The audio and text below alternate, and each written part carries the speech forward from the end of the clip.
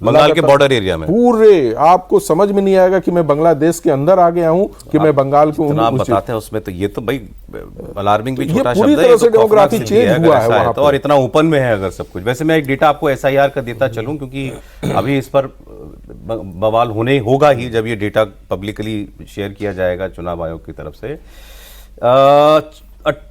लगभग 28 से 30 लाख लोग जो हैं उनके वोट जो हैं वो मतलब वो मैच नहीं कर रहा है। उन्होंने जो फॉर्म भर के दिया है 2003 का जो बेस है उससे, मतलब आपके माता पिता का, किसी रिश्तेदार का कोई नाम उसमें होना चाहिए, तो वो नहीं मिल रहा है।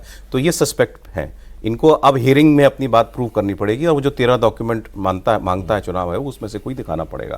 तो पहले तो इन पे तलवार लटकी है। इसके अलावा 54,60,000 वोट जो है, वोटर जो है वो अनट्रेसेबल है, मतलब वो या तो है नहीं, डेथ हो चुकी है, डुप्लीकेट है, शिफ्ट हो गया है, या फ्रॉड या फर्जी वोट है। तो ये 54 और प्लस 30 या अगर आप जोड़ लीजिए तो ये आंकड़ा 80 लाख के ऊपर जा सकता है। 80 लाख से ज्यादा वोट कट सकते हैं बंगाल में। तो इस पर आप तैयार रहिए, हंगामा जो है वो उसके ऊपर होगा। ये अब यहाँ जो तस्वीर लगी है इसकी बात कर लेते हैं।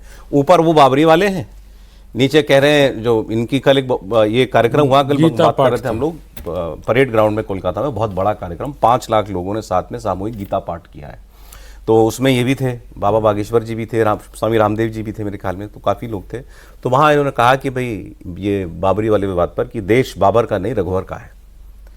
ये बात बंगाल में ट्रैवल करेगी सर?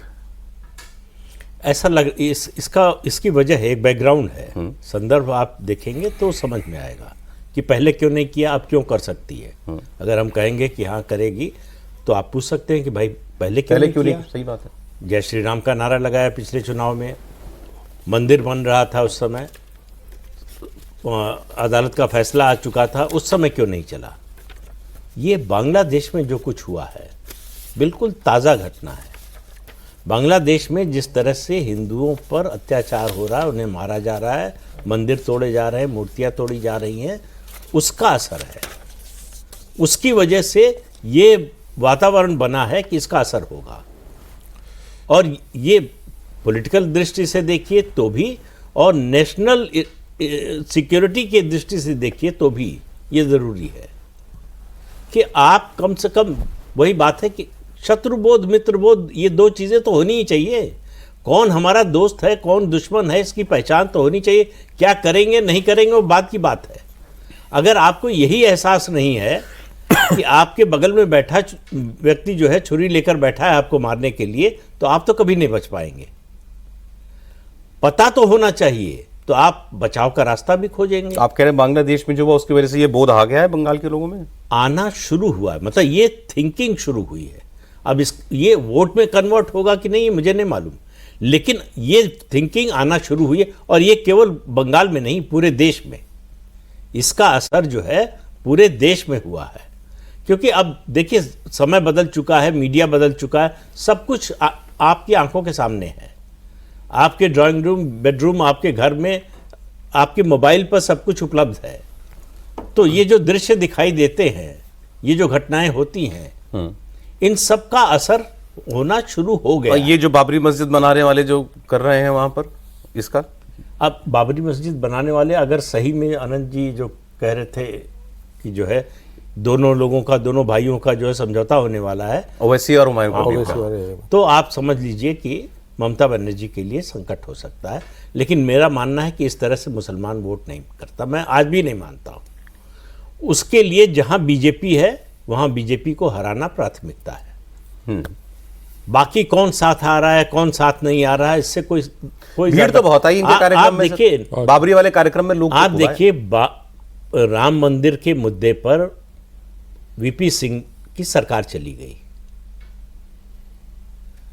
बीजेपी की बात नहीं मानी, और रथ यात्रा चल रही थी। आडवाणी जी ने बिहार में ही थे, वहीं से जो है पत्र लिखा राष्ट्रपति को और जो है समर्थन वापस ले लिया। लेकिन जब चुनाव हुआ तो मुसलमानों ने कम से कम उत्तर प्रदेश की बात मैं कह सकता हूँ मुलायम सिंह यादव का साथ दिया, वीपी सिंह का नहीं दिया। वो तो बाबरी मस्जिद गिरने के बाद भी सरकार बीजेपी की नहीं बनी। नहीं बनी। तो और बिहार में तो कभी इस मुद्दे का असर ही नहीं हुआ। ये पहला चुनाव है जब इस मुद्दे का कुछ असर दिखाई दिया है। तो भाई बाबरी मस्जिद गिरने के बाद आप देखिए, न केवल बीजेपी की 4 सरकारें हैं, उत्तर प्रदेश की सरकार को आप फिर भी जिम्मेदार मान लो। बाकी बाकी 4 सरकारें भी गिरी बाकी थी। 3 आप कह रहे हैं कि बंगाल में भी मुसलमान ऐसा कोई इमोशन में बह जाएगा और इनकी तरफ चला जाएगा, अरे हमारी मुझे लगता नहीं, शहीद हुई मस्जिद दोबारा खड़ी कर रहा है। इंडिविजुअल्स की बात अलग है, कहीं किसी कॉन्स्टिट्यूएंसी हाँ, इन जनरल नहीं जाएगा। जनरल नहीं होगा, नहीं होने वाला है। वो ममता बनर्जी के साथ रहेगा। मालूम है कि अगर बीजेपी को कोई रोक सकता है तो ममता बनर्जी। आपके डेटा में कहीं दिखता है ऐसा? नहीं, मैं मुस्लिम थोड़ा वोट- सा डिफर कर रहा हूं। जैसे क्या कि जैसे मैंने हिंदुस्तानी मुसलमानों की बात कहा, यदि इस तरह का होता है और बाबर के साथ लोगों का खड़ा होना, तो क्या होगा कि जो लोग त्रस्त हैं, जो बीजेपी के साथ नहीं आ सकते हैं लेकिन वो चाहते हैं कि ममता से भी हमको दूरी बनाना है, उनके लिए एक ऑप्शन बनेगा। एआईएमआई के साथ जब इनका तालमेल होगा तो वो इनके साथ खड़े होंगे कि चलो मेरे। आप देखिए बिहार का, देखिए पहले तो यही बता दीजिए मुझे कि बंगाल में वो कौन सा मुसलमान है जो ममता बनर्जी के साथ नहीं देना चाहता? नहीं देना चाह रहा। जो हिंदुस्तानी मुसलमान परेशान है बांग्लादेशी मुसलमानों से। चाहे जितना परेशान है, ये असम में भी यही समस्या है कि वहां के जो मूल मुस्लिम निवासी हैं वो बांग्लादेशी मुसलमानों से परेशान हैं, लेकिन जैसे ही वोट का सवाल आता है बीजेपी की परेशान हो के बीजेपी को थोड़ी वोट नहीं, दे देगा, मैं- ये मैं- मानने के लिए नहीं, तैयार नहीं, है। ये वो नहीं आप- कह रहा हूं कि बीजेपी को देंगे, वो बाबर नहीं, के साथ बीजेपी को चलेगा। नहीं, किसी और को भी दे देगा। अरे किसी और को देने का मतलब है बीजेपी को सत्ता में नहीं, लाना। लेकिन आप बिहार में देखिए, बिहार में पिछली बार 3 पार्लियामेंट जीतकर कांग्रेस आई थी, उसमें से कटिहार भी था और किशनगंज था। ये दोनों एआईएमआई ने जीता, जबकि इसके 6 में से 5 विधायक ऑलरेडी भाग चुके थे। इस बार उसने 5 जीता है और 2 पे उसने सेकंड स्थिति है। आज के डेट में बिहार में पार्लियामेंट का चुनाव होगा, वहीं तो बंटवारा होगा मुस्लिम हाँ, वोट में जहां बीजेपी चुनाव में नहीं होगी।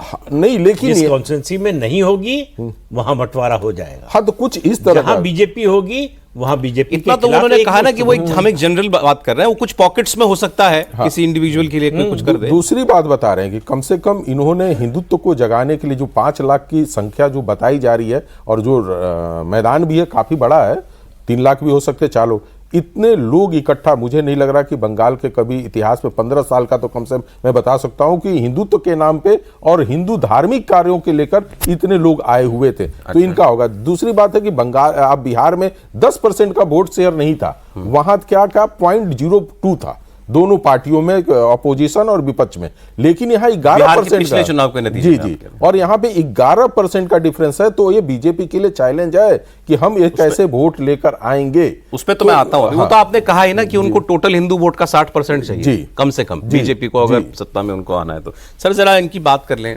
शास्त्री जी की।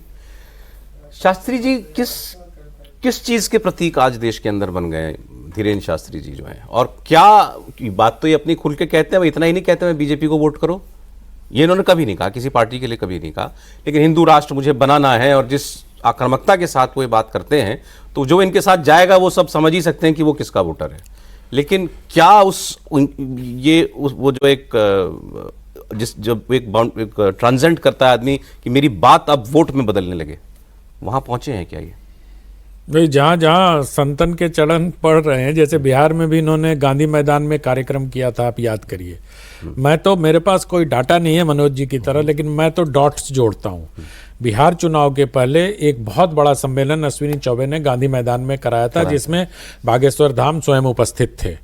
ठीक है, मनोज तिवारी भी 1-2 बार इनको बिहार ले गए थे। तो इनके जो भक्त हैं, जो मैंने देखा है, वो इनके भक्त के लिए बाबा के बात एकदम ब्रह्म वाक्य है। जो इनका भक्त है, और इनके भक्तों की बड़ी संख्या है, और इनके साथ एक अच्छी बात यह है बागेश्वर बाबा के साथ कि ये कोई फिजूल बात नहीं करते, कोई लूज टॉक नहीं करते। इनका अपना एक थॉट है कि हमको हिंदू राष्ट्र बनाना है, हिंदू जागृति कराना है, उसी पर लेके, ये 2 चीज पर लेके चलते हैं बस। उसके अलावा कोई बात नहीं करते ये, ना कहीं कोई राजनीति की बात करते हैं, ना कांग्रेस को कभी बुरा भला करते हैं, जैसे अन्य कुछ एक आध शंकराचार्य हैं ना जो बीजेपी को कोसते ही रहते हैं, है ना। वो तथाकथित शंकराचार्य अभी मतलब विवादित है, उनका शायद शंकराचार्य कोर्ट में मामला है उनके टाइटल का। कभी मुस्कुराते भी नहीं है। हाँ, मतलब जो भी है, और प्रधानमंत्री उनको बड़े विनम्रता से नमस्कार भी करते हैं। तो मैं सिर्फ ये कह रहा हूँ अखिलेश यादव पिटवाते हैं फिर भी समर्थन करते हैं। ये गैर राजनीतिक तरीके से अपनी बात कहते हैं, लेकिन इनकी बातों का बहुत गहरा असर होता है। असर होता है। क्योंकि मैंने ये देखा है, जो बंगाल की बात आप लोग कर रहे थे हिंदू का, वहाँ एक बहुत पुराना परिवार ठाकुरबाड़ी में रहता है कलकत्ता में। हमने उनके वो महिला से बातचीत कर रहा था मैं उनसे, तो उन्होंने कहा कि अब मैं क्या बताऊं, मैं तो ममता दीदी को ही दूंगी, किसी और को नहीं दूंगी, लेकिन इसका क्या करूं, ये रोज घर में ब्रेन वॉश करता है आके, इसका मतलब पति का, कि देखो ये हिंदुओं की क्या हालत हो रही है, कितनी बुरी गत बन गई, बांग्लादेश में मंदिर तोड़े गए, इस्कॉन वाले को पीटा, है ना। तो ये इस्कॉन और रामकृष्ण मिशन का भी बहुत वहाँ हिंदू साइकी पे असर है। वो जो बात सबने कही कि बांग्लादेश का असर जो हो रहा बात प्रदीप जी कह रहे थे, तो वो सारी बातें एक कहीं ना कहीं से माहौल बनना शुरू हो गया है जो बीजेपी को प्लस करेगा। अच्छा देखिए, ये हम लोग बात, अब ये फैक्ट है, इसमें कोई बहस वाली बात नहीं है कि मुस्लिम मानस बनाने में मुस्लिम धर्म गुरुओं का बहुत बड़ा रोल होता है। कई लोग तो कहते हैं कि इलेक्शन के टाइम पे जो है रोल होता है, फतवे निकलते हैं कि इसको वोट देना है, इसको नहीं देना है। हर शुक्रवार को तो वो रोल, वो बहुत बड़ा रोल प्ले करता है मुस्लिम धर्मगुरु, मुस्लिम माइंड को कंट्रोल करने में या इन्फ्लुएंस करने में, कंट्रोल भी नहीं कहूं तो मैं, हिंदुओं में ऐसा कभी कोई रहा नहीं। केवल इसकी बात क्यों करते हैं? दिन में 5 बार जो नमाज पढ़ते हैं उसका अनुवाद कर लीजिए।